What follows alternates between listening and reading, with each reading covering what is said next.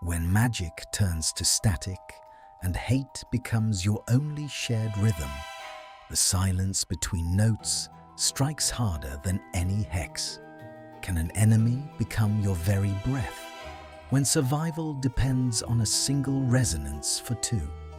We are starting the story now. The Great Hall of Hogwarts had seen centuries of glory and grief, but it had never seen anything quite as jarring as a drum kit seated beside the high table. The late September sun bled through the enchanted ceiling, casting long amber shadows that stretched across the floor like skeletal fingers. Hermione Granger stood at the center of the hall, her fingers twitching rhythmically against the seams of her robes. She wasn't nervous about the magic. She was nervous about the noise.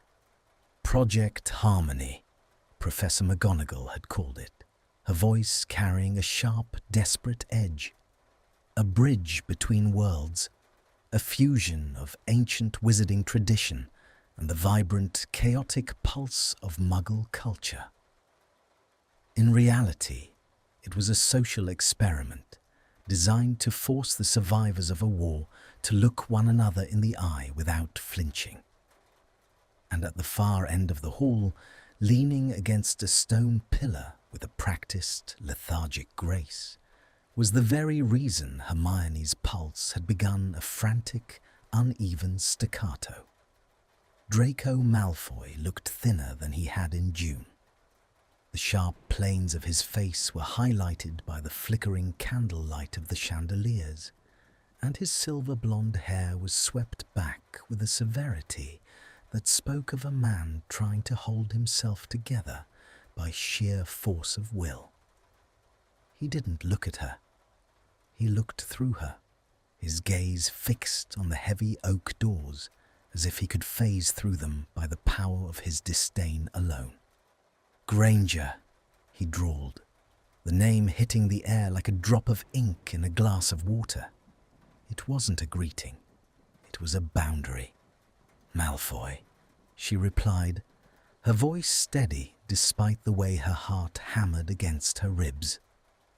She tightened her grip on the strap of her bag. I assume you've read the Ministry's mandate? We are to form the core of the ensemble. You, as the classically trained pianist, and I. And you, the Ministry's golden girl, tasked with keeping the Death Eater on a short leash, he interrupted. He finally turned his head, his grey eyes cold and vacant like a winter sea. Let's skip the pleasantries, shall we? You want your Order of Merlin to stay shiny, and I want to stay out of Azkaban. We play the Muggle instruments, we pretend to harmonize, and then we never speak again. He pushed off the pillar and walked toward the center of the hall, his footsteps echoing with a hollow metallic ring. He stopped in front of a sleek, black electric guitar that sat on a stand. It looked alien in the Gothic setting of the castle, a jagged piece of the modern world slicing through the ancient stone. Hermione followed him, the scent of the castle, old parchment, damp stone, and the faint, lingering smell of ozone wrapping around them. When she stood close enough, she could smell something else, something uniquely Draco. Peppermint and expensive leather, underscored by a sharp, bitter scent that reminded her of burnt sage. It's not just about pretending, Malfoy, she said, her voice dropping an octave. The instruments are charmed. If there is no genuine attempt at synchronization, the feedback will be physical. Draco's lip curled. He reached out, his long, pale fingers hovering just inches from the strings of the guitar. He didn't touch them yet. Physical, of course, because the Ministry doesn't just want us to play, they want us to bleed for our art. How poetic. He finally gripped the neck of the guitar. His knuckles went white, the skin stretching taut over the bone. Hermione watched the way his thumb traced the silver frets, a delicate, almost reverent motion that contradicted the harshness of his words. "Pick up the bass, Granger," he commanded, not looking at her. "Let's see if you can manage a simple rhythm, or if your brilliance is strictly confined to library books." Hermione felt a flash of heat rise to her cheeks. She moved to the second stand, her hands hovering over the heavy, four-stringed instrument. She had spent the last week reading A History of Modern Rhythm and the Mechanics of Low-Frequency Vibration. But the cold weight of the wood felt nothing like the descriptions in the text. As she lifted the bass, her fingers brushed against Draco's as he reached for a tuning peg on the amp between them. The contact was instantaneous. It wasn't just a touch. It was a jolt of static electricity that hissed between their skins. Hermione gasped, pulling back as if she'd been burned. Draco didn't flinch, but his eyes narrowed, a flicker of something, fear perhaps, or a deep-seated resentment passing through the grey depths. "The bond," he whispered, his voice like dry leaves. "It's already active." "We haven't even started," Hermione breathed, her chest heaving. The air in the great hall felt suddenly heavy, pressurized, as if a storm were brewing just beneath the enchanted ceiling. "The magic doesn't care about our schedules," Draco said, his tone turning clinical to mask the tremor in his hands. He adjusted the strap of his guitar, the leather creaking in the silence. "It's looking for a pulse, a shared frequency." He struck a single chord. The sound was distorted, a growling, aggressive roar that vibrated through the floorboards and up into the soles of Hermione's boots. The stone walls seemed to hum in response. "Again," he said. Hermione fumbled for a note, her fingers awkward and stiff. The sound she produced was a dull, thudding clatter. The air between them suddenly crackled. A spark of blue light jumped from the neck of Draco's guitar to Hermione's shoulder. She cried out, the sensation like a sharp needle prick. "Focus!" Draco snapped, though he looked just as shaken. A bead of sweat rolled down his temple. "If you don't match the tempo, the magic will try to force the alignment, and neither of us wants to find out what that feels like." "I'm trying," she shot back, her eyes stinging. "I'm not a musician, Malfoy. I don't just feel things the way you do. I need a structure, a pattern." "There is no pattern in this," he said, stepping closer. He was so near now that she could see the faint, silvery scar on his jawline, a remnant of the night in the astronomy tower. "It's visceral, Granger. It's in the gut. Listen to the vibration. Stop thinking." He struck the chord again, slower this time. The vibration was deep, a resonant thrum that seemed to settle in the hollow of Hermione's throat. She closed her eyes, trying to drown out the analytical voice in her head that was counting beats and measuring decibels. She reached for the string, her finger finding a point of tension. She pulled. The note was low and steady. For a fleeting second, the two sounds merged, creating a third phantom harmony that echoed toward the ceiling. The blue sparks vanished, replaced by a soft amber glow that radiated from the instruments. Draco's breath hitched. In the sudden, fragile silence that followed the note, he looked at her, truly looked at her. For the first time, he wasn't looking at the muddy or the heroine. He was looking at a girl whose hands were shaking as much as his own. The silence stretched, thick and suffocating. The candlelight flickered, casting their shadows against the floor until they seemed to merge into one dark, distorted shape. "Don't get used to it," Draco said, his voice regaining its icy armor. He stepped back, the magnetic pull between them snapping painfully. That was a fluke. Tomorrow we start for real. And if you can't keep up, I'll tell the headmistress you're sabotaging my rehabilitation. He turned on his heel and strode out of the hall, the heavy doors groaning as he pushed them open.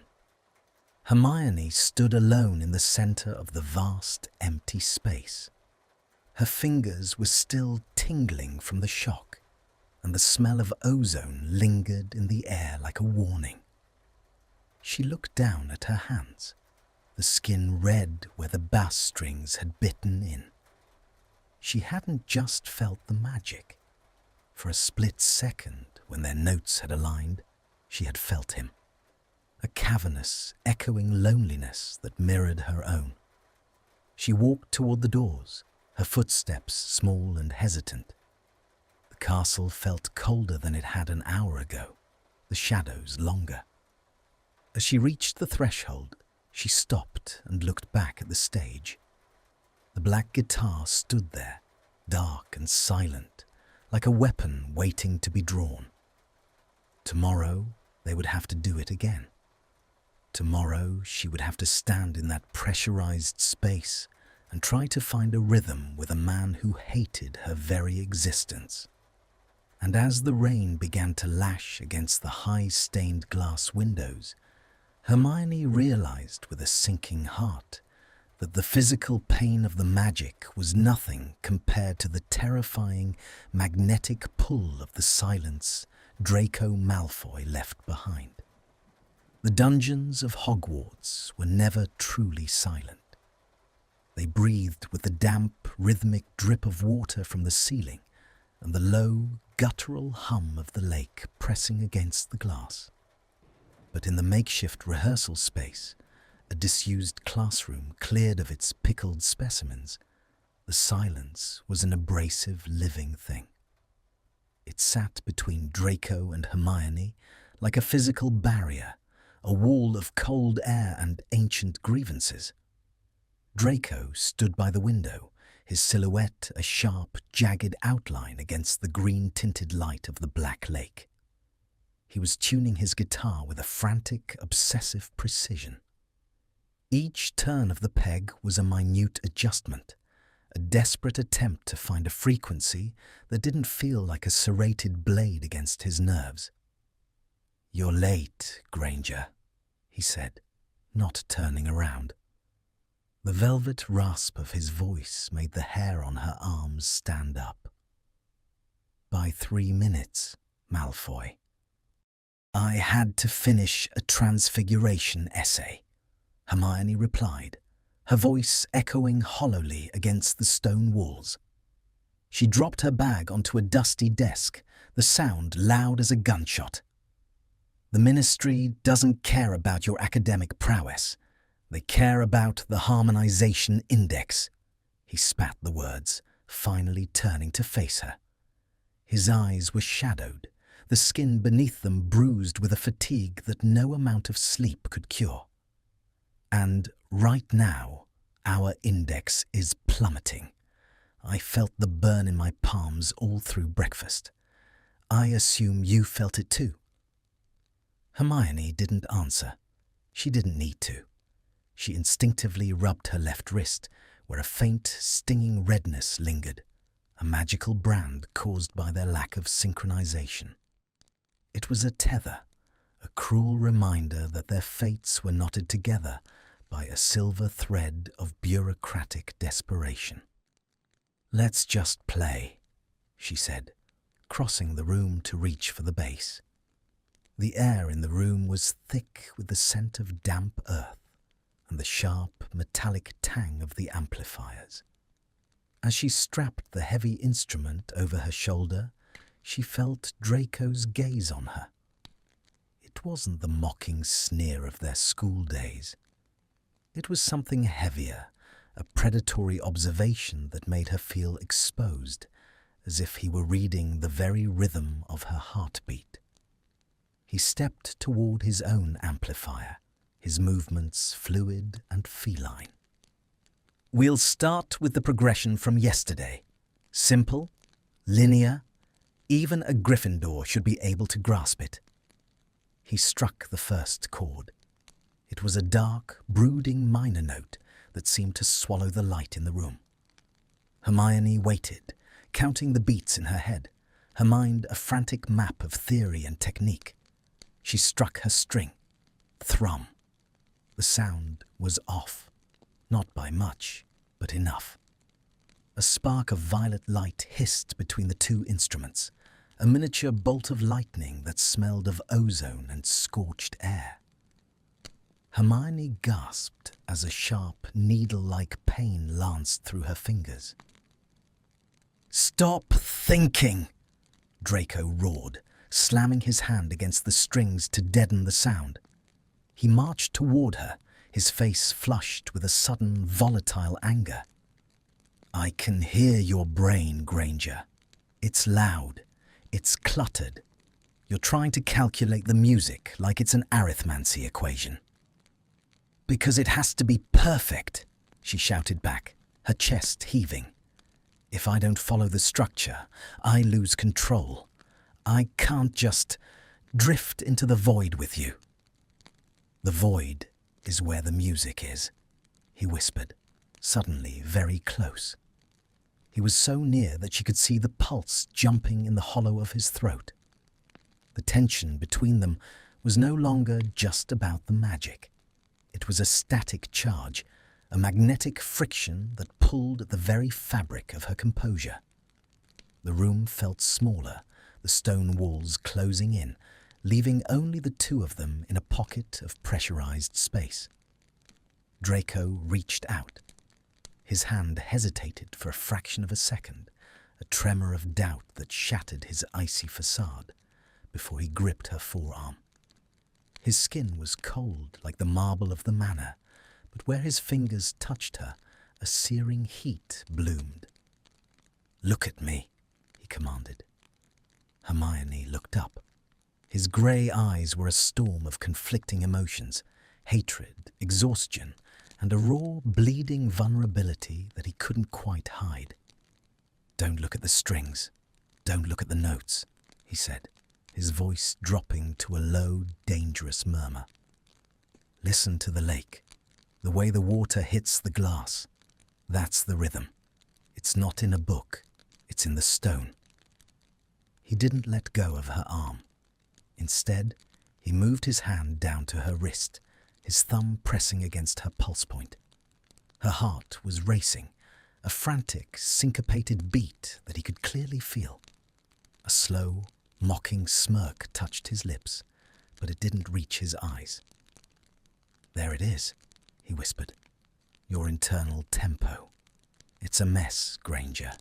Pure chaos." "Let go," she breathed, though she didn't pull away. The touch was an intrusion, a violation of the boundaries they had spent years building. Yet there was a strange, terrifying comfort in the weight of his hand. It grounded her against the spiraling anxiety of the task. "Not until you stop fighting the magic," he said. He picked up his guitar with his free hand, holding it awkwardly as he maintained his grip on her. He struck a note, soft, melodic, a shimmering sliver of sound that vibrated through both of them. "Now," he urged, "match me." Hermione closed her eyes. She stopped trying to count. She let the sound of his guitar wash over her, feeling the vibration travel through his hand, into her arm, and settle in her chest. She reached down and plucked the string. The two notes fused. It wasn't a collision. It was a visceral alignment. The violet sparks vanished, replaced by a warm, golden luminescence that bathed the room in a soft glow. The pain in her fingers subsided, replaced by a hum of pure, unfiltered energy. For a moment, the friction was gone. There was only the resonance, a shared frequency that felt like a secret language. In the silence that followed, neither of them moved. Draco's hand remained wrapped around her wrist, his thumb still tracing the line of her pulse. The air was charged with an intensity that made it hard to breathe, a slow-burn tension that had nothing to do with the ministry or the war. He was looking at her mouth. It was a fleeting, hungry glance that lasted only a second before he jerked his hand away as if he'd been burned by a real flame. "Better," he said, his voice suddenly harsh and distant. He stepped back into the shadows, the cold mask sliding back into place with a terrifying efficiency. "But your technique is still atrocious. You're clumsy, Granger. You lack grace." The warmth plummeted, the golden light extinguished, leaving the room feeling colder and more desolate than before. Hermione felt the sting of his words like a physical blow, the sudden withdrawal of his presence, leaving a hollow ache in her gut. "I'm clumsy," she snapped, her voice trembling with a mix of anger and something she refused to name. "At least I'm trying to bridge the gap. You're just hiding behind your elitism because you're afraid to admit that for once in your life, you need someone else to succeed." Draco froze. He gripped the neck of his guitar so hard his knuckles turned a ghostly white. "I don't need you," he hissed, his eyes flashing with a sudden lethal coldness. "I am trapped with you. There is a difference." "Then stay trapped," she said, gathering her things with trembling hands. "But don't expect me to be your punching bag while you figure out how to be a human being." She turned and fled the room, her footsteps echoing down the corridor. She didn't look back, but she could feel his gaze burning into her back, a heavy, suffocating weight. As she climbed the stairs toward Gryffindor Tower, the air felt thin. She looked down at her wrist, where the redness had faded, but the ghost of his touch remained. The seesaw of their encounter had left her dizzy. The approach, the shared warmth of the music, and then the brutal, icy repulsion. He was broken, she realized.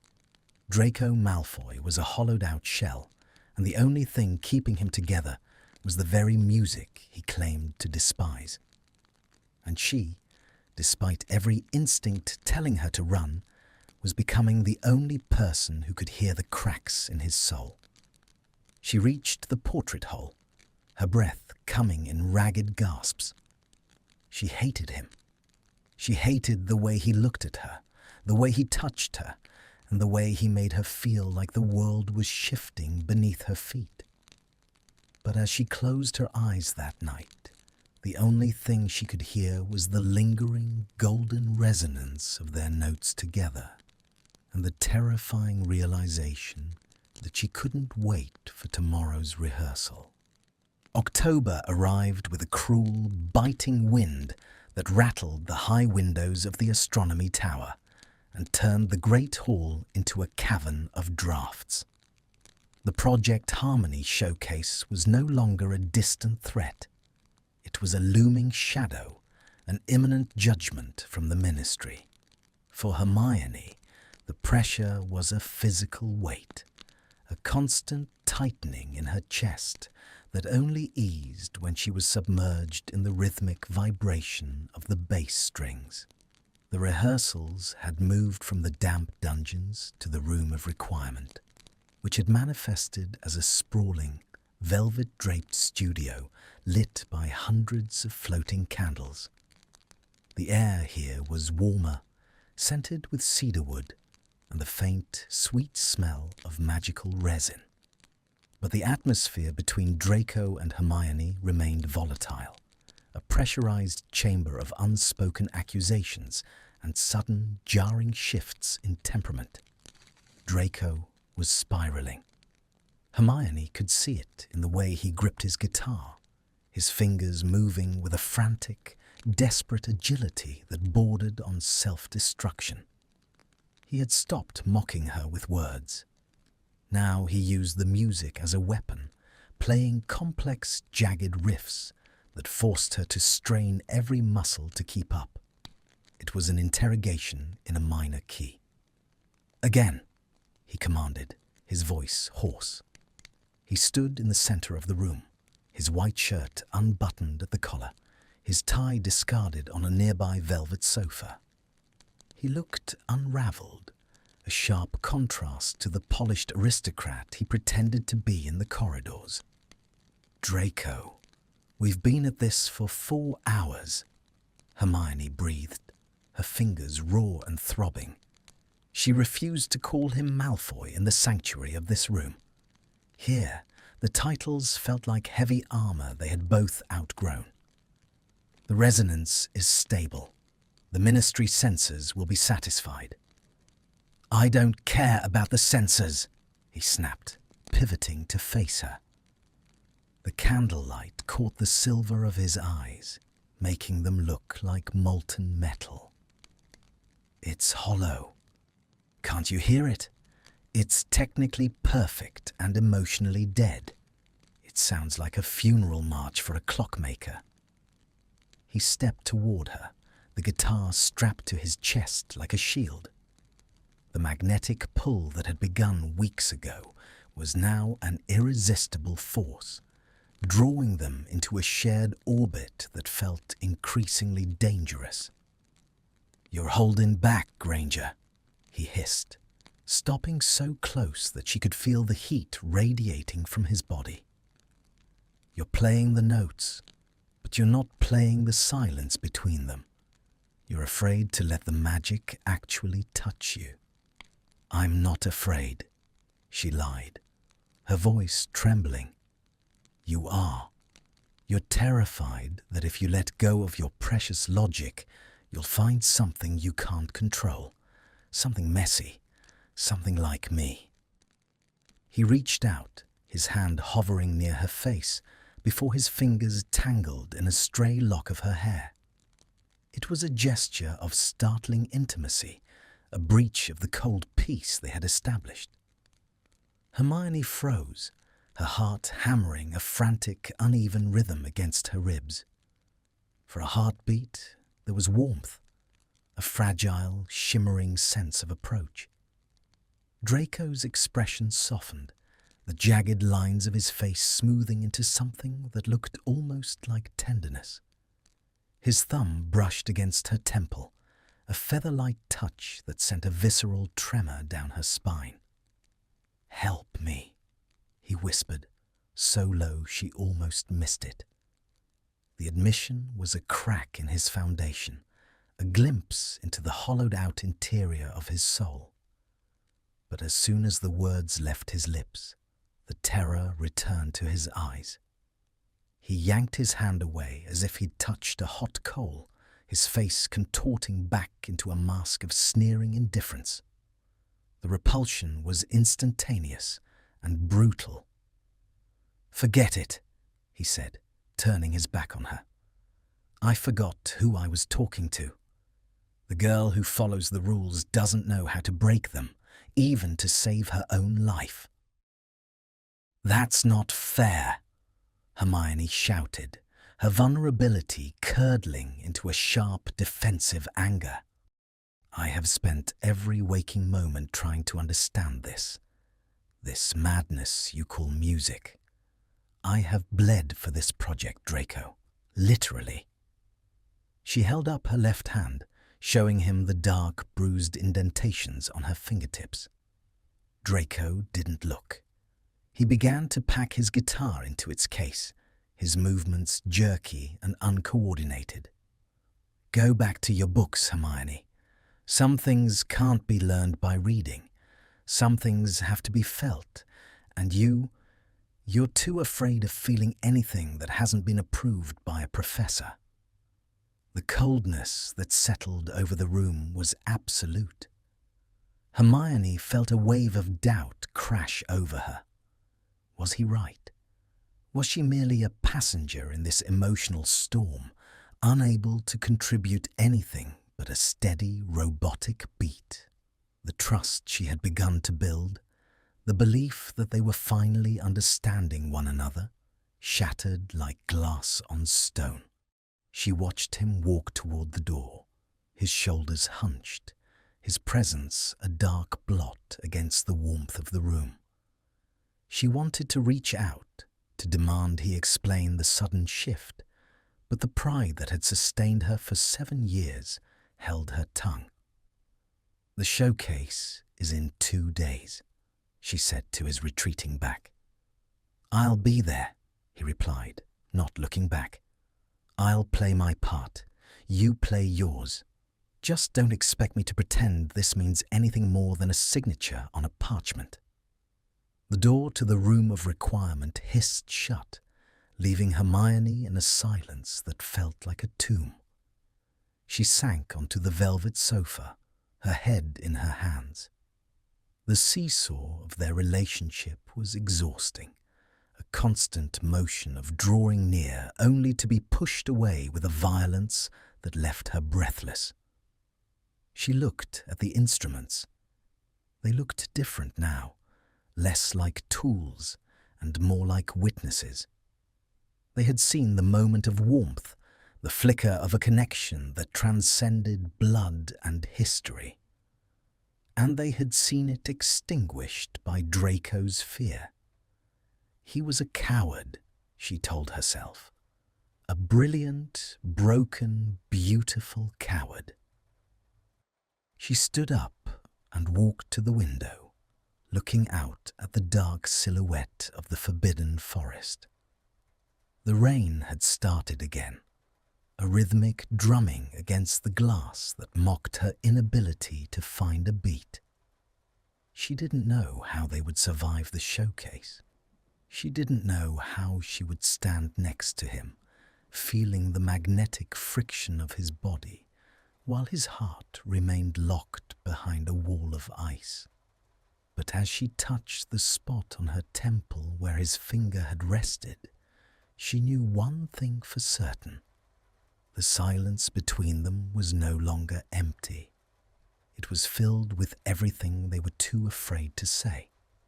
It was a minor key that refused to resolve, a tension that was building toward a crescendo she wasn't sure she could withstand. The conflict wasn't about the music anymore. It was about the terrifying possibility that the person she was supposed to hate was the only one who truly heard her voice. And as the candles began to flicker and die, Hermione realized that the cold was no longer coming from the drafts. It was coming from the realization that she was falling for a man who used his own soul as a shield against her. The night before the showcase, Hogwarts was swallowed by a mist so thick it seemed to erase the world beyond the castle walls. Inside, the air hummed with a different kind of static. Hermione walked the corridors toward the room of requirement, her footsteps muffled by the heavy dampness that clung to the stone. Her mind was a frayed tapestry of anxiety and unresolved chords. Every time she closed her eyes, she felt the phantom sensation of Draco's fingers in her hair, a ghostly warmth that her logic tried and failed to dismantle. When the door materialized, she entered to find the room transformed again. Gone were the velvet drapes and floating candles. In their place was a stark, cavernous space of glass and silver, reflecting the moonlight that bled through a massive skylight. Draco was already there. He wasn't playing. He was sitting on the floor, surrounded by sheaves of old yellowed parchment. Not the ministry-approved scores, but hand-drawn compositions, the ink faded and elegant. He didn't look up as she approached. The silver rings on his fingers caught the moon's glow, biting into his pale skin as he gripped a quill. "These aren't the songs we practiced," Hermione said softly, her voice barely a ripple in the vast room. Draco flinched, a sharp, jagged motion. He looked at her, And for the first time, the mask was entirely gone. His eyes weren't cold, they were hollow. The Ministry's music is a lie, Granger. It's a sanitized version of a history that never existed. It's easy to harmonize when you're singing about nothing. He gathered the parchments with a frantic, protective hand. These are the things I couldn't say when the dark mark was burning into my arm. They're the sounds of the manor at 3 a.m, when the only thing louder than the screaming was the silence of the ancestors watching from the frames. Hermione sat down on the cold floor across from him. The distance between them was barely 3 feet, yet it felt like a canyon filled with ghosts. "Show me," she whispered. "You wouldn't want to see it. It's not Order of Merlin material. It's rot, Hermione. It's the sound of a foundation crumbling." "I don't care about the foundation," she said, her voice growing stronger, more certain. "I care about the man standing on it. Play one, just for me." The tension in the room shifted. The approach was no longer a physical movement. It was a psychological surrender.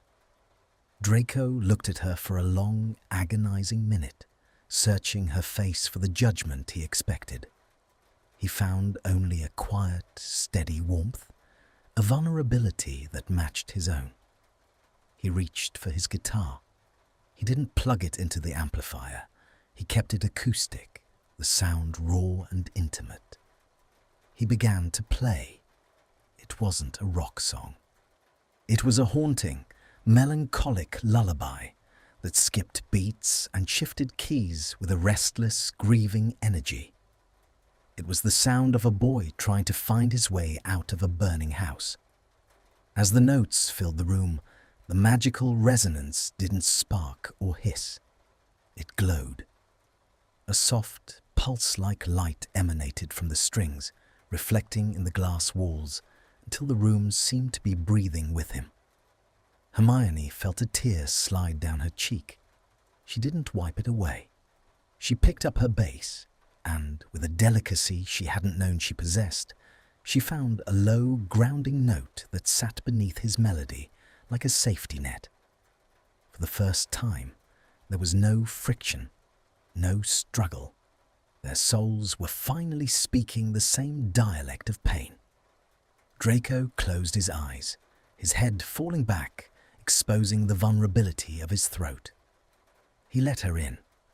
He allowed her rhythm to guide his chaos, and for 10 minutes, the war, the blood status, and the Ministry disappeared. There was only the vibration of wood against skin, and the shared oxygen of 2 people who had finally stopped fighting the inevitable. When the last note faded, the silence that followed was different. It was heavy, yes, but it was laden with a terrifying magnetic sweetness. Draco opened his eyes. The moonlight made him look like a statue carved from salt. He reached out, his hand trembling, and his fingertips brushed the damp trail of the tear on her cheek. The touch was electric, a tactile friction that made Hermione's breath hitch in her throat. "Why are you still here, Granger?" he whispered, his thumb tracing the line of her jaw. "Why didn't you leave me in the ruins like everyone else?" "Because I heard you," she breathed, leaning into his palm. "Even when you were shouting at me, I heard the music underneath. I couldn't leave that behind." The warmth was suffocating, a beautiful, terrifying heat that promised to consume them both. Draco leaned in, his forehead coming to rest against hers. She could smell the peppermint on his breath, the scent of his skin, clean and sharp. The air between their lips was charged, a physical pressure that demanded to be broken. And then the seesaw swung back with a violent, sickening jerk. The doors to the room of requirement burst open with a deafening bang. Pansy Parkinson stood there, her eyes wide with a mix of shock and calculated malice. Behind her, a group of Slytherins lingered, their whispers cutting through the fragile intimacy like a shard of glass. "So, it's true," Pansy sneered, her voice dripping with venom. "The Prince of Slytherin has traded his pride for a Muggle-born's pity. Is this the rehabilitation the Ministry promised, Draco? Or are you just trying to get into her good graces before the trial?"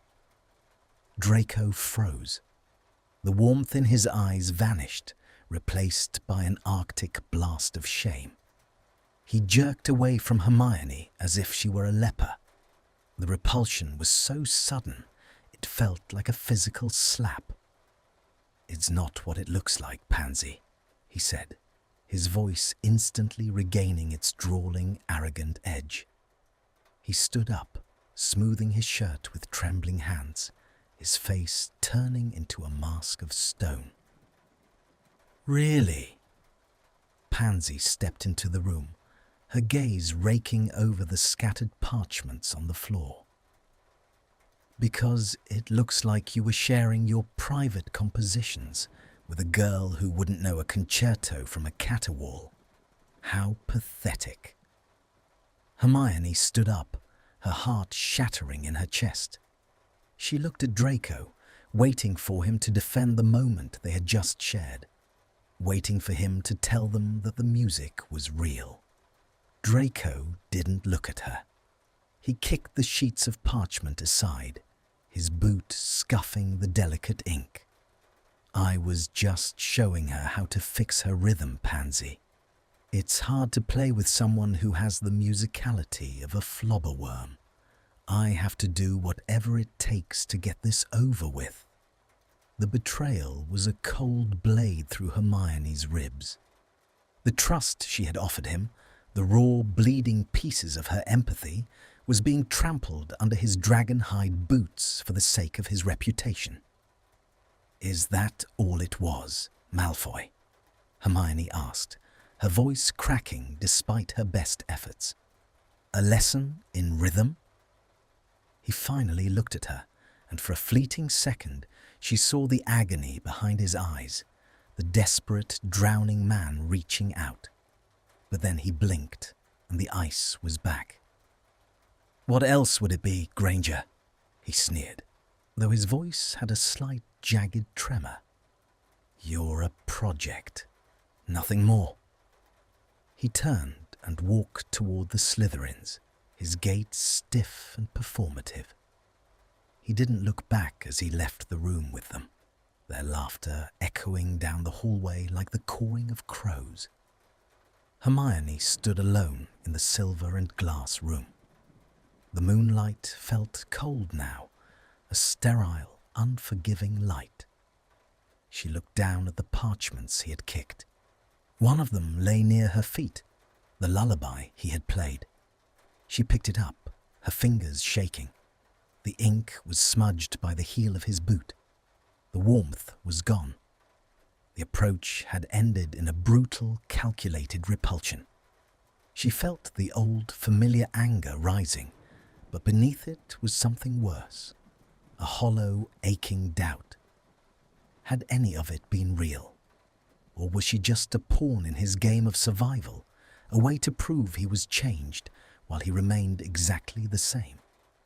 She clutched the parchment to her chest, the sharp edge of the paper biting into her skin. The showcase was tomorrow. They were supposed to stand on a stage in front of the entire school and the ministry, their souls supposedly in harmony. But as the rain began to lash against the skylight, Hermione realized that the harmony was broken. The music was dead. And as she blew out the final candle, she vowed that she would never let Draco Malfoy close enough to see her bleed again. The tension was no longer a magnetic pull. It was a war. And in this war, there would be no melody, only the harsh, distorted sound of a heart being torn in two. The morning of the showcase arrived not with a sunrise, but with a bruised, charcoal sky that seemed to press down on the spires of Hogwarts. Inside the Great Hall, the usual house tables had been vanished, replaced by a tiered amphitheatre of dark wood. At the far end, a stage had been erected, draped in enchanted silver silk that shimmered like mercury under the flicker of 1,000 hovering candles. The atmosphere was suffocating. It wasn't just the damp October chill or the scent of wet wool from the arriving ministry officials. It was the psychic weight of the Harmony Index. A large, crystalline hourglass stood near the stage, its sand glowing with a faint, pulsing violet light, a barometer of the emotional and magical synchronicity between the performers. Backstage was a cramped, shadow-drenched corridor behind the high table. Hermione stood by a stone buttress, her fingers buried in the thick, unruly curls of her hair. She was wearing robes of deep crimson, the silk biting into her waist, but she felt nothing but a cold, hollow numbness. Her bass guitar leaned against the wall, a silent accuser. She heard him before she saw him. The rhythmic, sharp click of dragon-hide boots against the flagstones. Draco emerged from the shadows like a wraith. He was dressed in formal black, a high-collared tunic that made his skin look translucent, almost ethereal. His eyes were bloodshot, the grey iris occluded by a storm of exhaustion and something that looked dangerously like regret. He stopped 5 feet away. The distance was a jagged canyon. "Granger," he said. His voice was a rasp, stripped of its usual melodic arrogance. Hermione didn't look up. She traced the grout between the stones with the toe of her shoe. Don't start with the rehearsed insults, Draco. I don't have the energy to play the part of the indignant Gryffindor today." "I wasn't going to insult you," he whispered. He stepped closer. The cold between them was so intense, it felt like a physical pressure, a wall of ice that made it hard to draw a full breath. Every instinct in Hermione's body screamed at her to flee, to retreat into the safety of a library book. But the magnetic friction of his presence held her fast. "The sand in the hourglass is barely moving," she said, finally meeting his gaze. Her eyes were hard, shimmering with a restrained fury. "The ministry will see the stagnation. They'll see that the rehabilitation was a farce. Is that what you wanted? To prove to Pansy and the others that you're still the same cold-blooded coward?" Draco flinched. The word coward hit him like a physical blow, making his jaw tighten until a muscle leaped in his cheek. He moved suddenly, closing the gap between them with a predatory speed that pinned her against the cold stone. He didn't touch her, but he leaned his weight into the wall, his arms boxing her in. The scent of him, ozone, expensive soap, and the bitter tang of anxiety flooded her senses. "You think I enjoyed that?" he hissed, his face inches from hers. "You think I like standing in the middle of a room watching the only thing that's made me feel alive in 3 years be dragged through the mud by people who think loyalty is a brand on an arm? You let them," she breathed, her heart hammering against her ribs so loudly she was sure he could feel the vibration. "You kicked your own soul aside to keep their respect. You're obsessed with a world that's already dead, Draco." "I'm obsessed with surviving," he roared, though the sound was muffled by the heavy velvet curtains nearby. He slumped then, his forehead dropping to rest against the stone just above her shoulder. His breath was hot against her neck, a stark contrast to the glacial air of the corridor. "I don't know how to be the person you see in that music, Hermione. That person died in the drawing room. What's left is this." He finally reached out. His fingers, trembling and cold, brushed the pulse point at the base of her throat. The contact was visceral, a jarring impact of warmth and static that made Hermione's knees weaken. It was the approach once more, a desperate, wordless plea for grounding. "Every time I touch you," he murmured, his voice cracking, "it feels like the first time I held a wand. It's terrifying. It's too much light." Hermione felt the anger in her chest begin to melt, replaced by a devastating, vulnerable ache. She reached up, her hand hovering before settling on his chest, right over his heart. It was racing, a frantic, syncopated rhythm that matched her own. "The light doesn't have to burn, Draco," she said softly. For a moment, the tension shifted from hostility to a profound, aching intimacy. The silence between them was no longer a void. It was a bridge. He tilted his head, his grey eyes searching hers with a raw hunger that made her pulse skip. He looked at her lips, his own parting slightly, the gravity of the moment pulling them toward a resolution that had been building since that first discordant note in the great hall. And then the seesaw swung back. From the other side of the curtain, the booming voice of Kingsley Shacklebolt echoed, announcing the commencement of the showcase. The applause of the crowd was a sudden, violent intrusion of reality. Draco jerked back, his eyes snapping shut as if the sound were a physical pain. The mask didn't just slide back on, it slammed into place. He straightened his tunic, his expression flattening into a mask of bored aristocratic disdain. "The minister is waiting," he said, his voice now devoid of any heat. "Let's get this over with, Granger. Try not to miss the bridge in the third movement." The repulsion was so sharp it left Hermione reeling. The warmth he had just offered, the admission of his own brokenness, was tucked away like a shameful secret. He walked toward his guitar, his movements stiff and performative, leaving her standing in the shadows, her hands still tingling from the ghost of his heartbeat. "You're a liar, Draco Malfoy," she whispered to the empty air. She picked up her bass, the wood feeling heavier than ever. As they walked out onto the stage, the light of 1,000 candles hit them. The crowd was a blur of robes and expectant faces. Hermione looked at the hourglass. The violet sand was nearly still, a testament to the fractured state of their bond. They took their positions. The silence in the hall was absolute, save for the crackle of the fire in the hearths. Draco didn't look at her. He stood bathed in a spotlight of pale silvery magic, his guitar held like a weapon.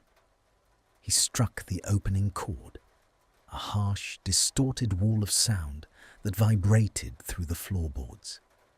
It was an act of aggression, a rejection of the harmony they had found in the room of requirement. Hermione met the challenge.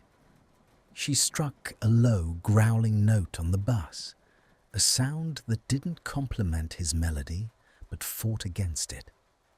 The air on stage began to shimmer with a dangerous, unstable energy. Blue sparks danced between the amplifiers, the scent of ozone filling the hall. The ministry officials leaned forward, their brows furrowed. The harmony index began to fluctuate wildly, the violet sand swirling in a miniature cyclone within the glass. It was a musical war. Every riff Draco played was an insult. Every bass line Hermione returned was a defense. They were screaming at each other through the strings, venting weeks of frustration, betrayal, and unacknowledged desire. Draco's playing became more frantic, his fingers a blur of white against the dark wood. He was pushing the magic to its breaking point, daring the feedback to burn them both. Hermione's fingers were bleeding, the strings biting into her skin, but she refused to back down. She matched his tempo, her eyes fixed on his profile, watching the way the sweat beaded on his forehead. The tension in the hall was reaching a crescendo. The air felt pressurized, as if the very stone was about to crack under the weight of their discord. Then, in the middle of a frantic solo, Draco's gaze snapped to hers. In that look, there was no hate. There was only a desperate, drowning plea. "I can't do this alone," his eyes said. "Stop fighting me." The transition was instantaneous. Hermione shifted her hand on the fretboard, moving from the jagged defensive rhythm to a smooth, melodic counterpoint. She stopped fighting his lead and began to support it, weaving her sound around his like a silk thread. The effect was tectonic. The blue sparks vanished, replaced by a surge of brilliant golden light that erupted from the stage. The distorted roar of the guitars smoothed into a rich, resonant harmony that seemed to lift the very roof of the great hall. The violet sand in the hourglass didn't just fall. It glowed with a blinding intensity, filling the bottom chamber in a matter of seconds. The crowd was silent, mesmerized by the sheer raw power of the connection. It wasn't just music. It was a confession. They were showing everyone, the Ministry, the Slytherins, the ghosts of the war, that they had found a way to bridge the impossible. As the final note echoed through the rafters, fading into a shimmering magical dust, Draco and Hermione stood panting, their chests heaving in unison. The silence that followed was the loudest thing in the world. For a heartbeat, they were the only two people in existence. But as the applause began to swell, a deafening, thunderous roar, Draco didn't smile. He didn't look triumphant. He looked terrified. He turned and bolted from the stage before the minister could even reach the stairs, disappearing into the darkness of the wings. Hermione stood alone in the golden light, her fingers throbbing, her heart shattered. They had achieved the harmony the Ministry demanded, but at a cost she wasn't sure she could pay. She had seen his soul again, and this time she knew he wouldn't forgive her for it. The seesaw had reached its highest point, and the drop was going to be lethal. The triumph of the showcase felt less like a victory and more like an open wound. While the great hall erupted in a cacophony of surprised approval, and the Ministry officials scribbled frantic, glowing reports on their clipboards, the air around the stage remained thick with the scent of ozone and unsaid things. Hermione stood in the center of the waning golden light, her fingers trembling so violently she had to hook them into the strap of her bas to keep from dropping it. He was gone. Draco had vanished into the shadows of the wings with the frantic grace of a startled animal. She didn't stay for the accolades. She didn't wait for Professor McGonagall's rare, thin-lipped smile or the questions from the Daily Prophet reporter lurking near the punch bowl. She shoved her way through the crowd, her crimson robes fluttering behind her like a battle-worn flag. The castle felt cavernous tonight, the stone walls sweating with the humidity of the autumn storm. Hermione tracked him not by sight, but by the lingering resonance of the magic they had just shared. It was a tether, a silver wire pulled taut between her solar plexus and his. She climbed the winding stairs of the astronomy tower, her breath hitching in her throat as the temperature plummeted. At the summit, the world was a blur of grey and silver. The rain was a relentless sheet of cold needles lashing against the battlements. Draco was there, leaning over the stone parapet, his black tunic soaked through until it clung to his spine like a second skin. He wasn't wearing his cloak. He looked stripped bare, a lightning rod for the storm. "Draco!" she cried out over the roar of the wind. He didn't turn. "Go away, Granger. You got what you wanted. The index is full. Your precious project is a success." "Is that what you think this is?" She marched toward him, her boots splashing in the puddles. The cold between them was no longer an icy barrier. It was a desperate, freezing vacuum. "You think I did that for the ministry? After what we felt on that stage?" He spun around then, his silver hair plastered to his forehead, his eyes wild and fractured. What we felt was a lie. It was a magical byproduct of two people being forced to vibrate at the same frequency. It wasn't real. It was physics. "You're a liar," she hissed, stepping into his space. The magnetic friction was back, intensified by the rain and the height. "I felt your hands shaking through the strings, Draco. I felt the moment you stopped fighting me. You can't hide that behind your pureblood cynicism anymore." "I have to hide it," he roared, his voice cracking against the thunder. He reached into his tunic and pulled out a crumpled, damp piece of parchment. Not music this time, but an official document embossed with the Malfoy crest and a ministry seal. "Look at it, Hermione. Look at what my rehabilitation actually bought me." She took the paper, her eyes scanning the elegant, cold script. It wasn't a pardon. It was an exile. In exchange for his cooperation in Project Harmony, Draco had signed away his right to remain in Britain. He was to be relocated to a ministry-monitored estate in France, his wand restricted, his movements tracked. It was a gilded cage designed to erase the Malfoy name from the public eye forever. The betrayal hit her with the force of a physical blow. "You knew? You knew this entire time that you were leaving?" "I signed it the day before the first rehearsal," he said, his voice dropping to a hollow whisper. I thought it would be easy.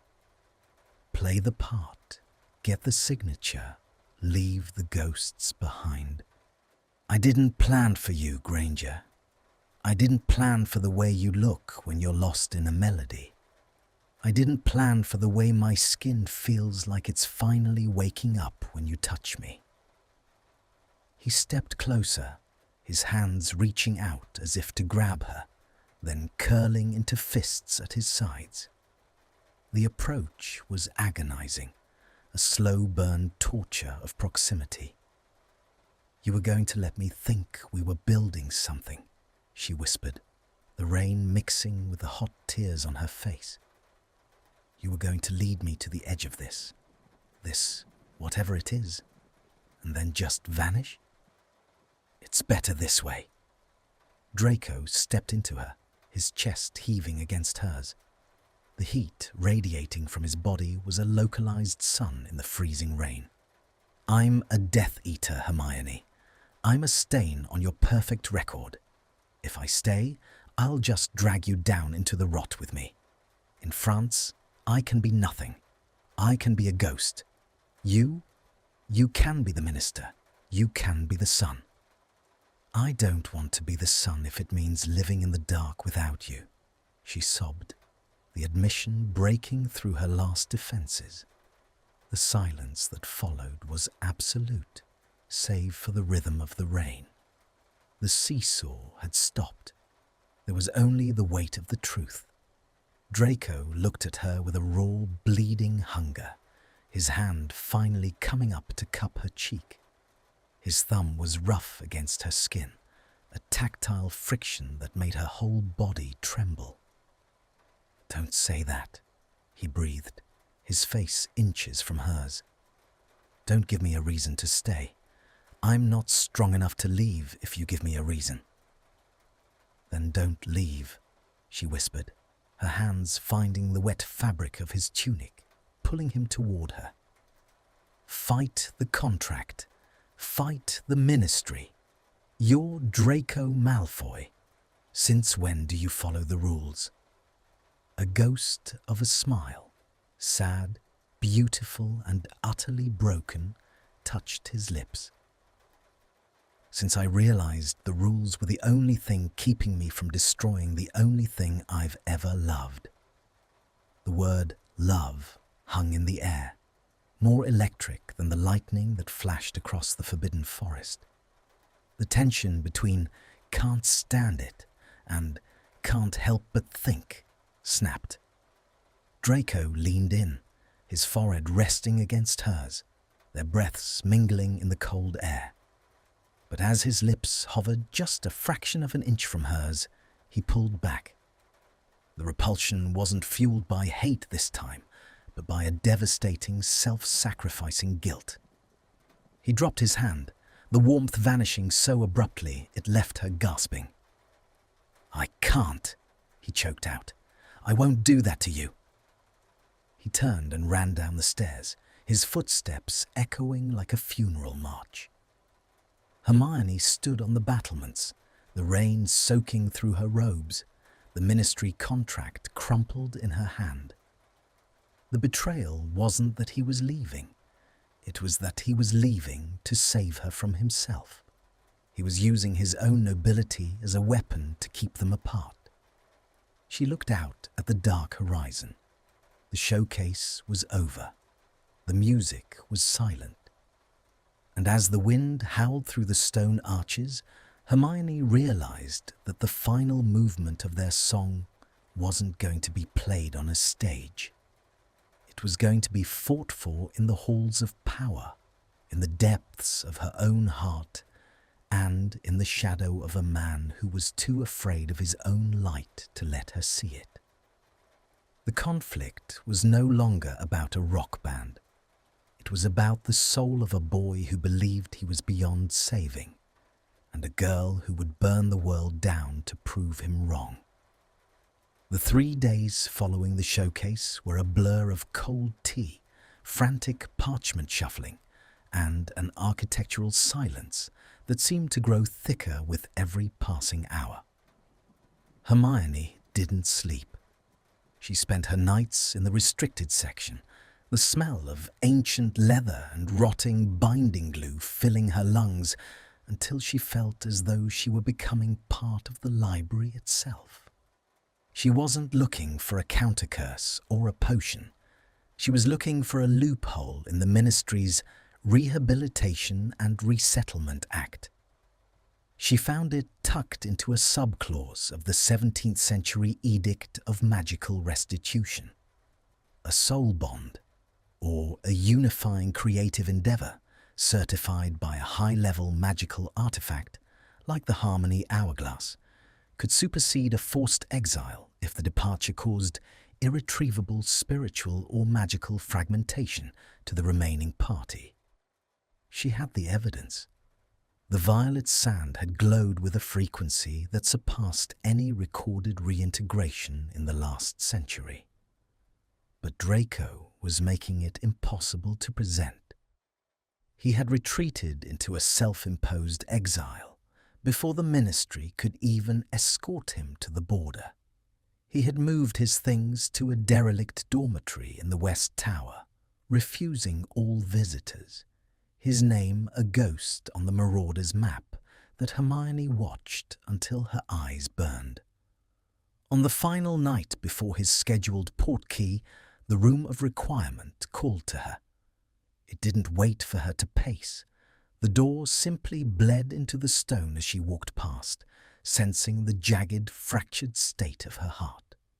Inside, the room was a void of black velvet and starlight. There were no instruments, no amplifiers, only a single low-burning fire in a silver grate and a sprawling, shadow-drenched rug. Draco was there, sitting by the fire, his knees drawn to his chest. He looked like a man waiting for his own execution. "I told you not to come, Granger," he said, his voice a dry rasp that barely carried across the room. "I've never been very good at following instructions that don't make sense," she replied, stepping into the circle of firelight. The cold between them had morphed. It was no longer the sharp, aggressive frost of the dungeons, but a heavy, suffocating dampness like the air in a tomb. Hermione sat down on the rug beside him, not touching him, but close enough to feel the erratic heat radiating from his skin. "I found a way to stop the exile," she whispered. Draco laughed, a short, bitter sound that held no humor. "Of course you did. You're Hermione Granger. You solve the unsolvable. But did you ever stop to think that maybe I want to go? That maybe I'm tired of being the boy who survived the wrong side?" "You're lying," she said, her voice steady. "If you wanted to go, you wouldn't have played that lullaby. You wouldn't have looked at me the way you did on that stage. You're running because you think you're a contagion, Draco. You think that if you stay, you'll ruin the version of me the world expects." "I will!" he shouted, suddenly turning to her. His eyes were wide, the pupils dilated until they swallowed the grey. He grabbed her shoulders, his fingers digging into the fabric of her sweater.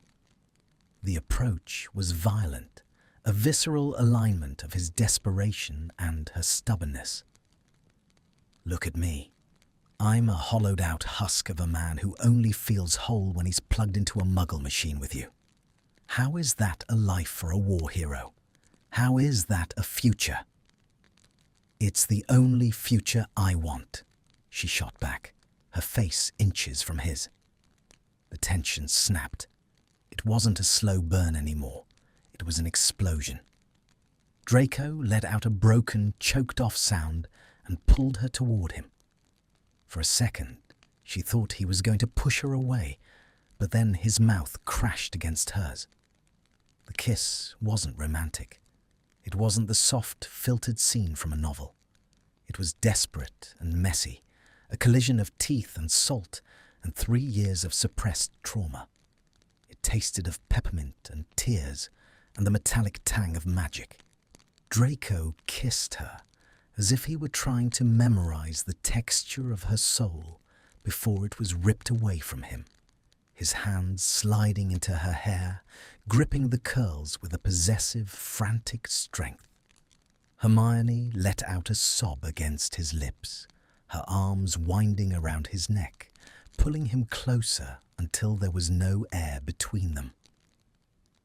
The magnetic friction was so intense, she could see sparks behind her eyelids, the same golden light that had filled the great hall. They fell back onto the rug, the fire casting long, dancing shadows against the velvet walls. Draco pulled back for a heartbeat, his forehead resting against hers, his breath coming in ragged, uneven hitches. "I'm going to break you," he whispered, his thumb brushing over her swollen lower lip. The repulsion was there in his words, the last vestige of his self-loathing fighting a losing battle against his desire. "I'm going to make you as miserable as I am." "Then we'll be miserable together," she breathed, reaching up to trace the sharp line of his jaw. "But you aren't going to France. Not alone." She pulled him back down. This time, the kiss was different. It was slower, a rhythmic, melodic exploration that mirrored the harmony they had found in the music. The warmth was absolute, a heat that started in the center of her chest and radiated through her limbs until she felt weightless. Draco's hands grew gentler, his touch shifting from desperate to reverent. He traced the line of her throat, his fingers lingering on the spot where her pulse drummed a frantic, joyful beat. He was no longer a Death Eater or a prisoner. He was just a boy, rediscovering the capacity for beauty. They stayed there for hours, tangled together in the flickering light, the world outside the room ceasing to exist.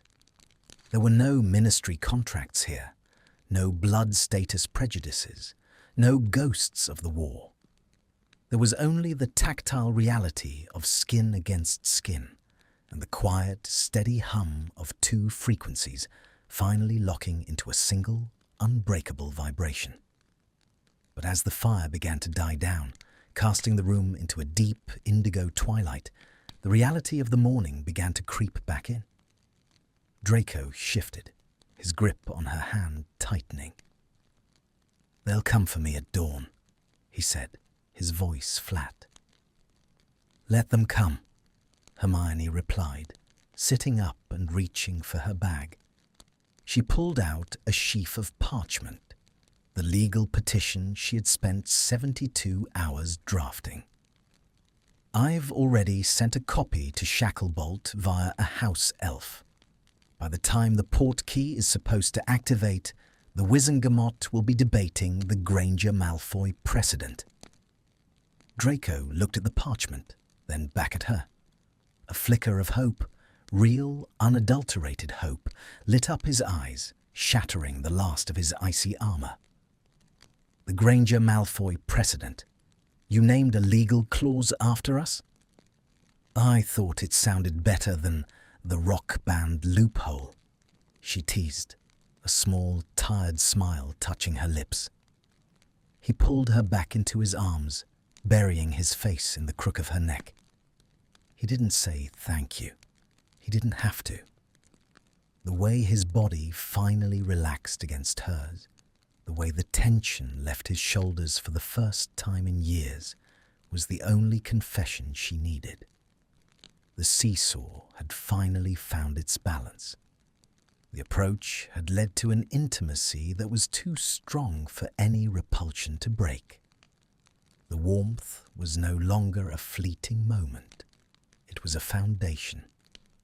As the first grey light of dawn began to bleed through the high windows of the room of requirement, Hermione stood up and offered him her hand. "Ready to go make some noise?" she asked.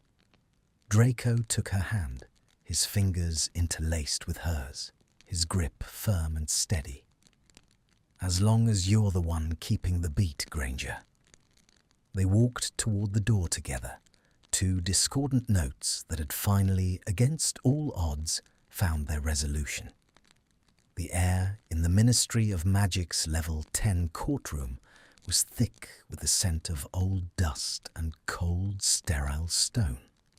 It was a place designed to make the individual feel small, a subterranean amphitheater where the weight of history hung from the ceiling like heavy, invisible drapes. Hermione stood at the mahogany podium, her spine as straight as a wand, her fingers digging into the edges of the Granger Malfoy precedent. Behind her, seated in the iron-wrought chair that had once held him during his war trials, sat Draco. He wasn't shackled this time, but he looked just as trapped. His eyes were fixed on the back of Hermione's head, his gaze a physical weight she could feel between her shoulder blades. The cold of the courtroom was a stark contrast to the memory of the firelight in the room of requirement, a sterile repulsion that tried to pull them back into their assigned roles, the hero and the villain. Kingsley Shacklebolt sat at the center of the Wizengamot, his deep robes of plum and gold shimmering in the dim light. He looked tired. "Miss Granger," he began, his voice echoing in the vast space. "You are asking this court to overturn a signed security decree based on a musical performance?" "I am asking this court to recognize a magical fact," Hermione countered, her voice ringing out with a clarity that cut through the murmurs of the gathered wizards. "The Harmony Index is not a mere measurement of musical skill. It is a diagnostic tool of spiritual and magical resonance. When Mr. Malfoy and I performed, the index reached a level of saturation that suggests an entanglement of our magical cores. To forcibly remove him from this jurisdiction would be to cause a systemic shock to both our magical stabilities." She paused, taking a breath that tasted of ozone.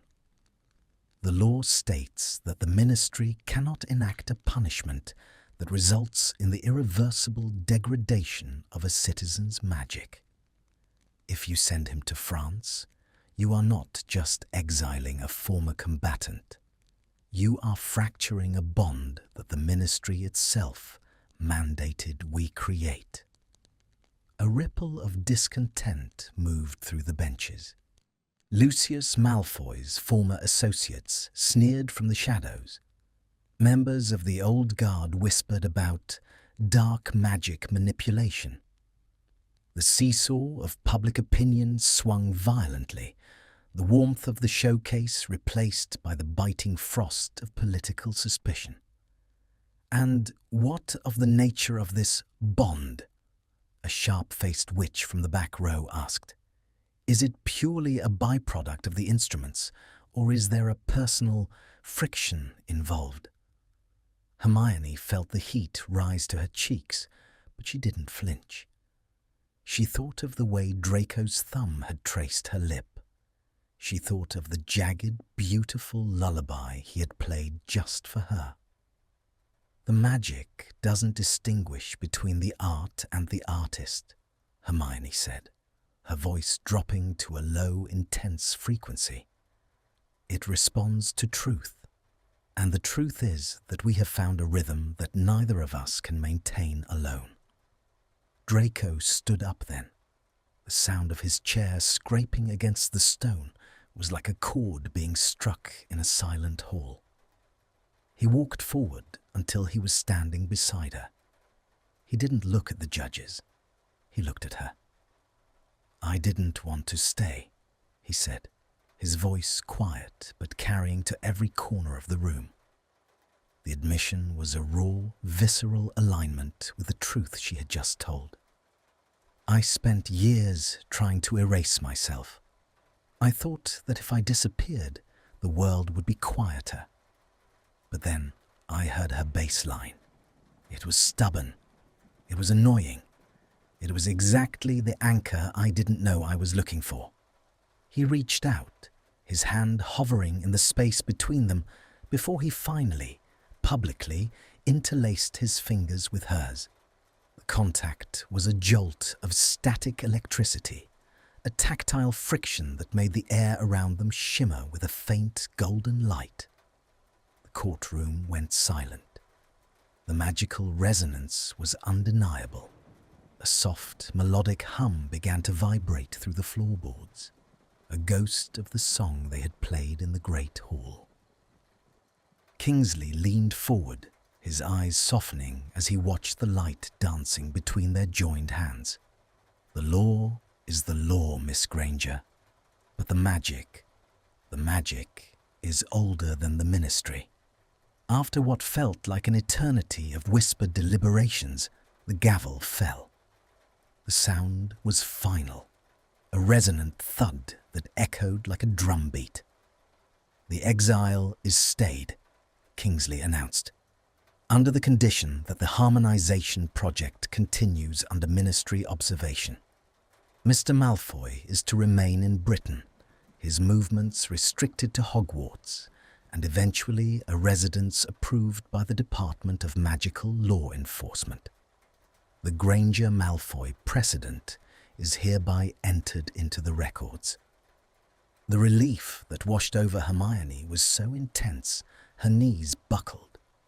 Draco caught her, his arm winding around her waist, pulling her flush against his side.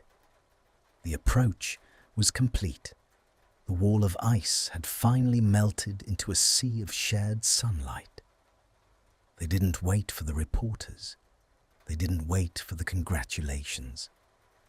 They navigated the winding corridors of the ministry, the golden light of their bond trailing behind them like a silken thread, until they reached the atrium.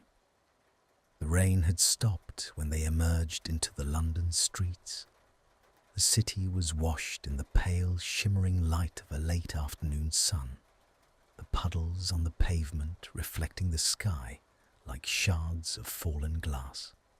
They walked in silence for a long time, their hands still locked together. The tension that had defined their months of rehearsal was gone, replaced by a slow, steady warmth that felt like a permanent hum in their veins. "So," Draco said, his voice regaining a hint of his old, playful drawl as they reached a quiet square near the Thames. "A unifying creative endeavour. Is that what we're calling it now?" "It's better than the most complicated romance in the history of Hogwarts," Hermione teased, leaning her head against his shoulder. He stopped, turning her to face him. The river behind them was a dark, churning ribbon of silver, the scent of damp earth and city air wrapping around them. He looked at her, really looked at her, and the internal monologue of his guilt and doubt seemed to finally fall silent.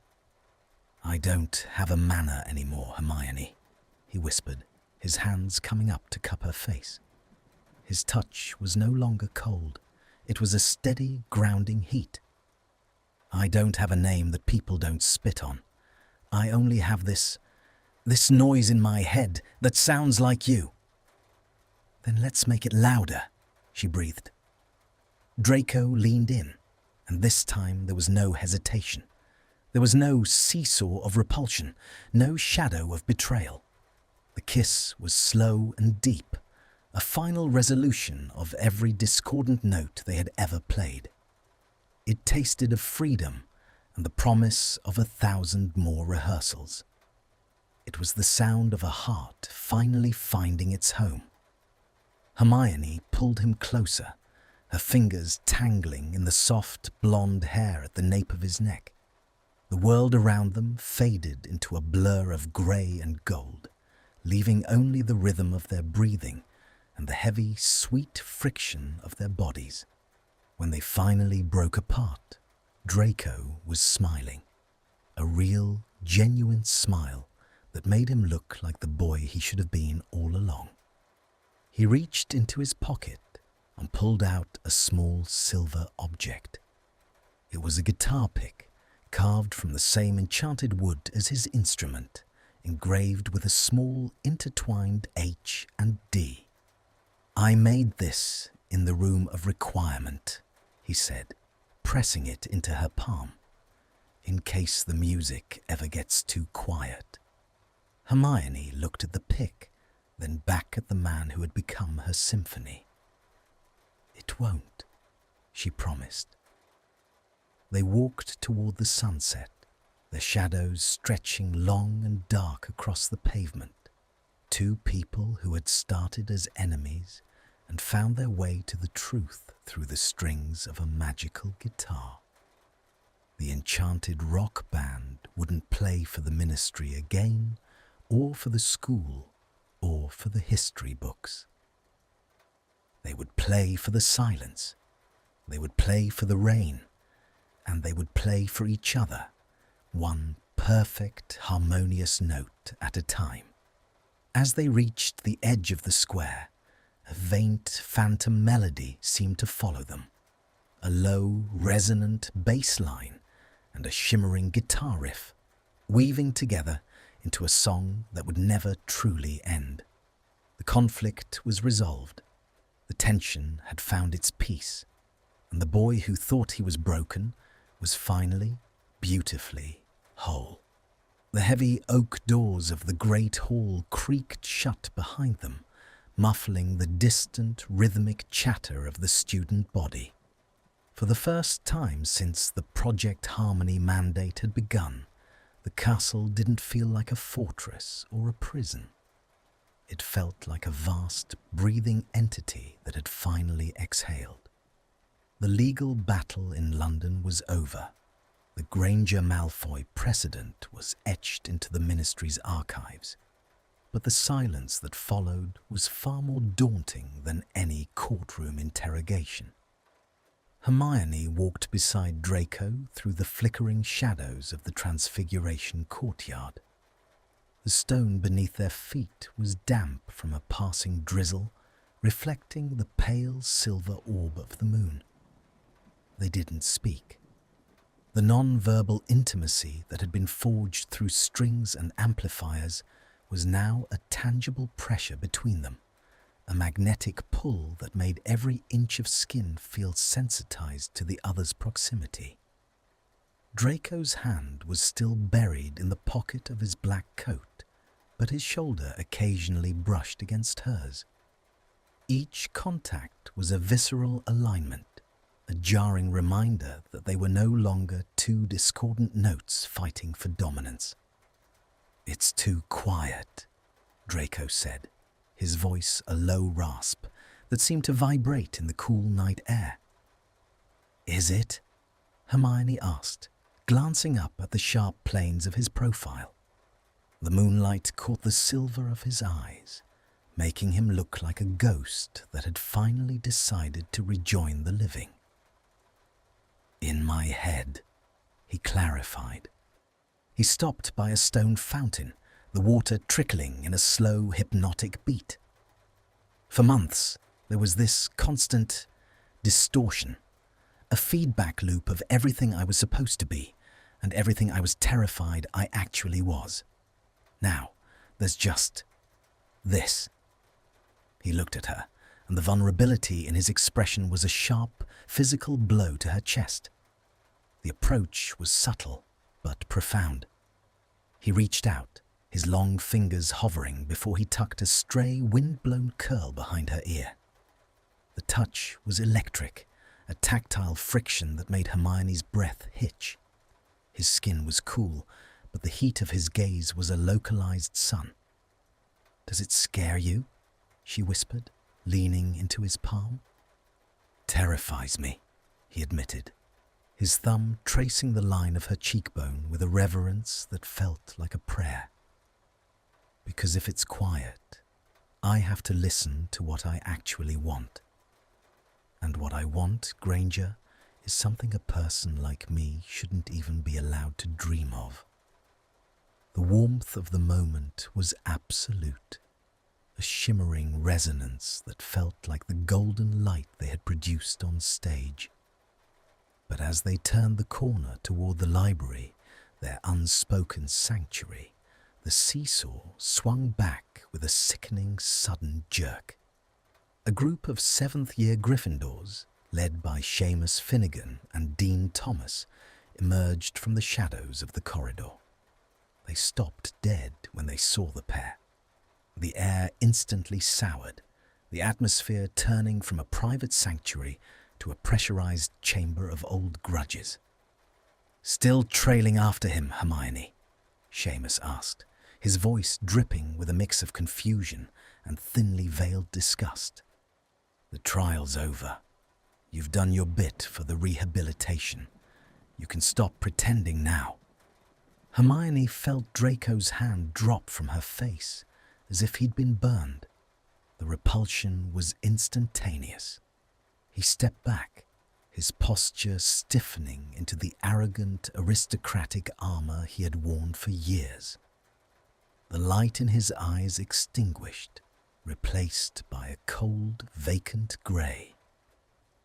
"She isn't pretending, Finnegan," Draco drawled, the velvet mask of his voice sliding back into place with a terrifying efficiency. "She's just making sure her investment doesn't wander off. Isn't that right, Granger?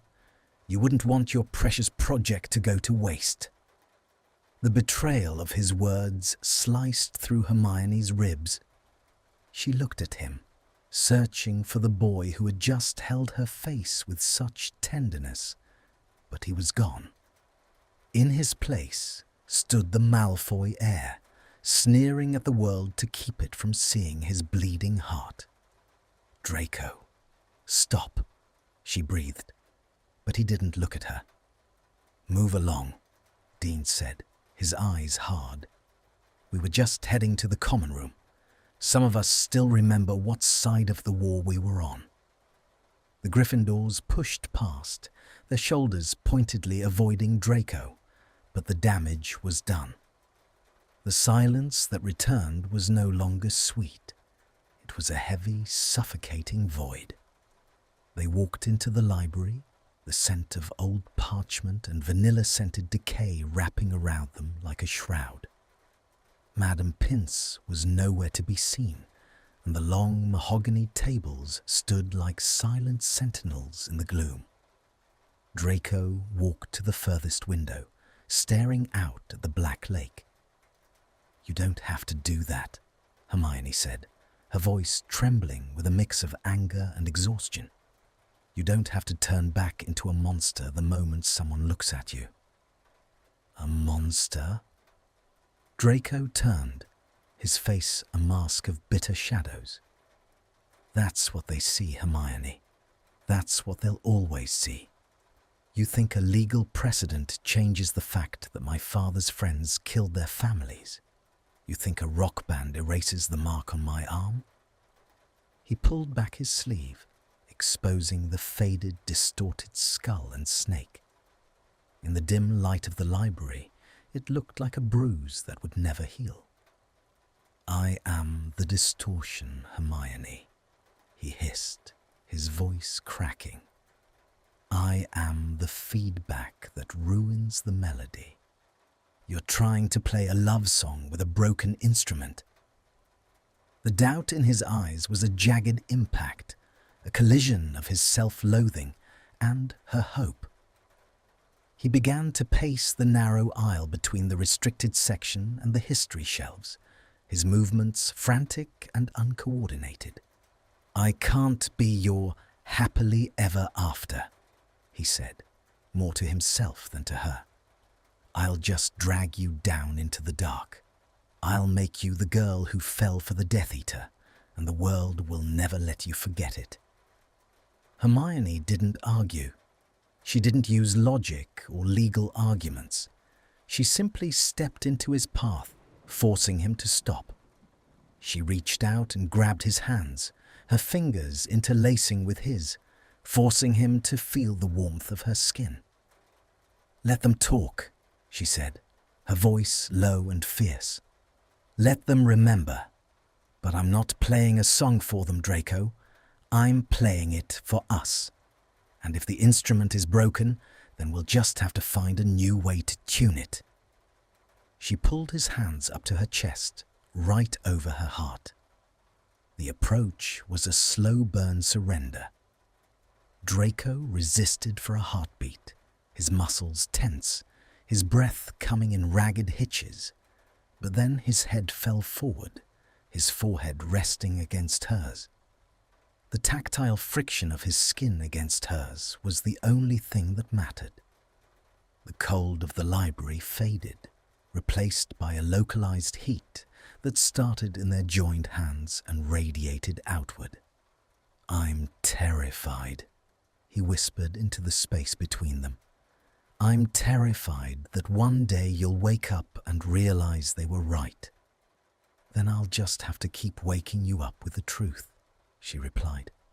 She reached up, her fingers tracing the sharp line of his jaw, pulling him down into a kiss that was slow, deep, and heavy with the weight of everything they had survived.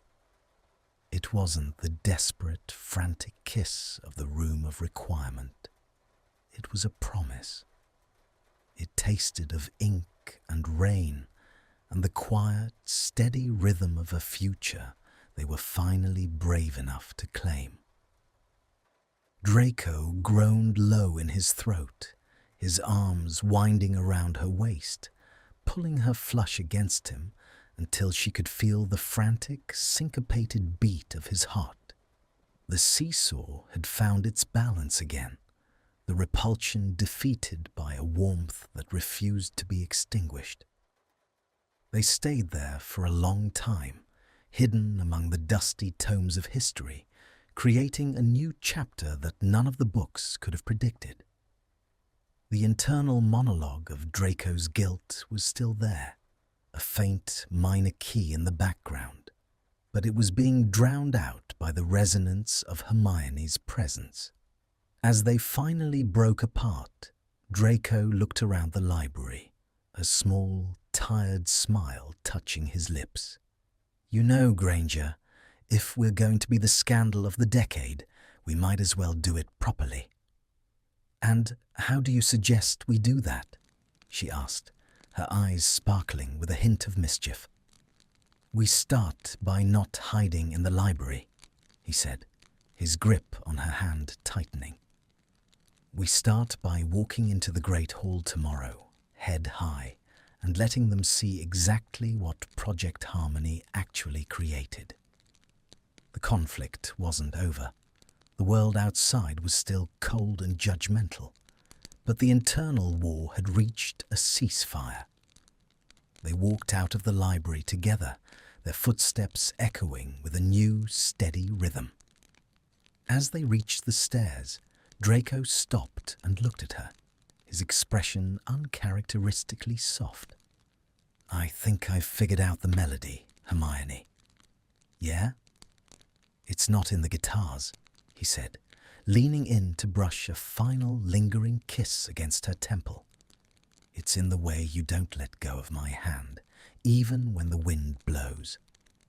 The Enchanted rock band had found its grounding. They weren't just two people playing at a relationship. They were a resonance that the world would have to learn to hear. The final week of the Project Harmony mandate descended upon Hogwarts with a heavy crystalline frost that turned the Forbidden Forest into a jagged landscape of silver and glass. The official ministry-issued instruments, the enchanted black guitar and the heavy resonant bass, sat in their cases in the Great Hall, waiting for the retrieval team. They looked like dormant weapons, their strings silent, their magical glow faded to a dull charcoal grey. Hermione stood at the edge of the astronomy tower, her breath blooming in the frigid air like white smoke. The castle below was a silhouette of ancient stone and flickering torchlight, but her focus was on the horizon, where the first hint of a violet dawn was beginning to bleed into the indigo sky. The contract was technically over. The Granger Malfoy precedent had been ratified. Draco was free to stay, but the question that haunted the quiet hours of the night remained. What was left of them when the music stopped? She heard the soft, rhythmic click of boots against the stone. She didn't have to turn around to know it was him. The magnetic pull was constant now, a steady hum in her marrow that bypassed her logic entirely.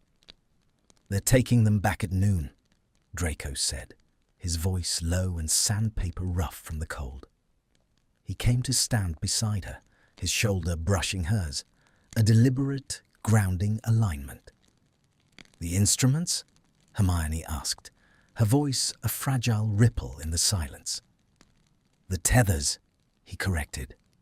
He turned to face her, his silver blonde hair windswept and chaotic. "The Ministry thinks that by taking the guitars, they're taking the harmony. They think we're just two people who got caught in a feedback loop." He reached out, his fingers sliding into the spaces between hers. The tactile friction was instantaneous, a spark of heat that defied the winter chill. The approach was no longer a tentative reach, it was an arrival. "Are we?" she whispered, searching the grey depths of his eyes. Draco didn't answer with words. Instead, He reached into the shadows of the stone archway and pulled out 2 long rectangular cases. They weren't the sleek, ministry-stamped boxes. These were crafted from raw, dark walnut, the grain of the wood swirling like smoke.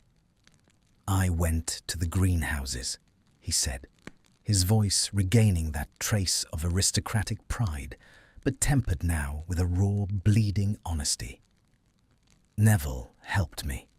We took wood from the trees that survived the battle, the ones that grew back stronger because of the scars." He opened the first case. Inside lay a guitar, but it was unlike anything Hermione had seen. It wasn't electric, it was acoustic, its body carved with delicate, intertwining vines that seemed to pulse with a faint, natural life. There were no wires, no amplifiers. "It doesn't need a charm to vibrate, Hermione," Draco said, his thumb tracing the bridge. "It just needs a heart." He handed her the second case. Inside was a base of the same dark, scarred wood. When she touched the strings, there was no jolt of static, no violent blue sparks. Instead, there was a deep, resonant thrum that felt like the earth itself was breathing. The warmth was absolute. It was a gift of permanence, a rejection of the seesaw that had dictated their lives for months. He wasn't giving her a project. He was giving her a choice. "Play with me," he urged. "One last time. Not for Shacklebolt, not for the index, just for the silence." They sat on the cold stone floor of the tower, the stars beginning to fade above them. Draco struck a chord. It was a bright, major key, a shimmering sliver of sound that carried none of the jagged pain of his earlier compositions. It was steady. It was hopeful. Hermione followed him. She didn't count the beats. She didn't think about the structure. She let her fingers find the low, grounding rhythm that sat beneath his melody. The 2 sounds didn't fight for dominance. They wove together like silk threads, creating a harmony that was quiet, intimate, and devastatingly beautiful. As the music filled the tower, the repulsion of the world outside, the whispers in the corridors, the glares from the Gryffindor table, the weight of the Malfoy name seemed to dissolve. There was only the vibration of the wood against their chests and the shared oxygen of the high altitude. Draco stopped playing mid-verse. The silence that followed wasn't empty. It was laden with a terrifying, beautiful tension. He set the guitar aside and reached for her, his hands sliding into the thick curls at the nape of her neck. "I used to think I was a minor key," he whispered, his forehead resting against hers. "Something meant to resolve in tragedy. I thought you were the high, clear note that would just highlight how broken I was." "And now?" Hermione breathed, her heart hammering a frantic, joyful rhythm. "Now, I think we're a new song entirely," he said.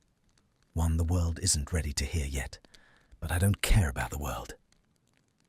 He leaned in, and the kiss was the resolution of every tension, every doubt, and every fear they had ever carried.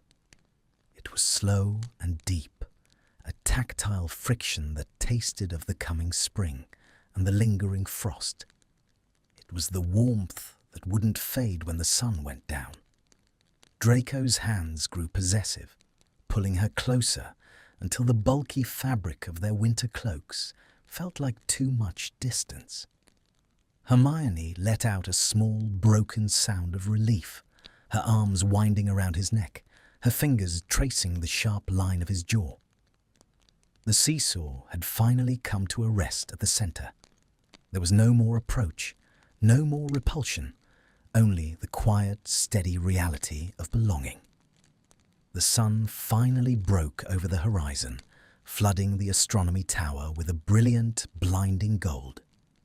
It caught the silver of Draco's rings and the amber of Hermione's eyes, turning the world into a canvas of light. They stayed there as the castle woke up, as the ministry team arrived to collect the enchanted instruments, and as the school day began with its usual mundane chaos. They were a secret written in the stone, a melody that the wind would carry long after they were gone. Draco pulled back just enough to look at her, a small, genuine smile playing on his lips, a smile that reached his eyes and stayed there. "So, Minister," he teased, his voice low and warm, "what's the first order of business for the Granger Malfoy era?" Hermione laughed, a bright, clear sound that echoed off the battlements. She looked at the new instruments, then back at the man who had built them for her. "I think," she said, interlacing her fingers with his and pulling him toward the stairs, "we should go get some breakfast, together, and maybe we should talk about what happens when we graduate." "As long as there's music," Draco said, his grip on her hand tightening as they descended into the heart of the castle. "I don't care where we go." The conflict was resolved. The internal monologues of guilt and pride had finally harmonized into a shared future. As they walked through the corridors, heads high, the students stopped to stare, but Draco didn't flinch. He didn't turn back into a monster. He just looked at the girl beside him and kept walking. The enchanted rock band was no more, but Draco Malfoy and Hermione Granger were just beginning their first set. The air in the castle felt lighter, the shadows less daunting. And as they reached the great hall, the heavy oak doors swung open, not to a trial or a mandate, but to the rest of their lives. The music had stopped, but the resonance, the pure, unfiltered resonance of two souls who had chosen each other against the world, was only getting louder. Thank you for listening to this story. Draco and Hermione were different. He is cold, she is warm, he has a dark past, she has a bright future. But in this story, music changed everything. Sometimes we hate people because we don't understand them. We build walls, we stay in the dark. But magic and love can find the cracks in those walls. I wanted to show that even a broken soul can find a new rhythm. It is never too late to change. It is never too late to forgive. I hope you felt the tension. I hope you felt the magic in the air. If you liked this journey, please subscribe. There are many more stories to tell. Until next time, keep the music playing.